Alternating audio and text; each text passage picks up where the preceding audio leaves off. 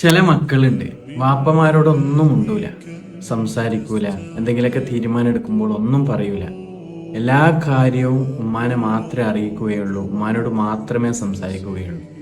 എന്താ പ്രശ്നം എന്ന് ചോദിച്ചാൽ ഒന്നുമില്ല, ഉപ്പയുമായിട്ട് ഒരു പ്രശ്നവുമില്ല, എന്നാലും സംസാരിക്കില്ല. ഹബീബായ റസൂലുള്ളാഹി സ്വല്ലല്ലാഹു അലൈഹി വസല്ലമ തങ്ങൾ പറഞ്ഞു, നിന്റെ മാതാവിൻ്റെ കാൽപാതയിലാണ് സ്വർഗമെന്ന്. അതേ നബി തങ്ങൾ പഠിപ്പിക്കുകയാണ്, ആ സ്വർഗത്തിൻ്റെ കവാടം നിന്റെ വാപ്പയാണ് എന്ന്. ഇപ്പോൾ നമുക്കതൊന്നും മനസ്സിലാവില്ല. നമ്മളൊരു കല്യാണം കഴിച്ച് നമുക്കൊരു കുട്ടിയായി, ആ കുട്ടികൾ വലുതായി, ഇതുപോലെ നമ്മളോട് സംസാരിക്കാതിരിക്കുമ്പോൾ, എന്തെങ്കിലുമൊക്കെ ചെയ്യുമ്പോൾ നമ്മളോട് ചോദിക്കാതിരിക്കുമ്പോഴാണ് അതിൻ്റെയൊക്കെ വിഷമവും എല്ലാം നമുക്ക് അറിയുക എന്ന് നമ്മൾ മനസ്സിലാക്കണം. അതുകൊണ്ട് വാപ്പമാരോട് നല്ല സ്നേഹത്തോടു കൂടി അവരുമായി നല്ല നല്ല കാര്യങ്ങളൊക്കെ പങ്കുവെച്ച് നല്ല നിലയ്ക്ക് ജീവിക്കുക. ഉണ്ടാവുന്ന സമയത്ത് ഒരിക്കലും വാപ്പയുടെ വില അറിയുകയില്ല.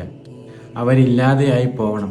അപ്പോൾ അറിയും നിങ്ങൾക്ക് ഒരു വാപ്പാൻ്റെ സ്ഥാനവും ഒരു വാപ്പാൻ്റെ വിഷമവും എത്രയാണെന്ന് നമുക്ക് അപ്പോഴേ മനസ്സിലാവുകയുള്ളൂ.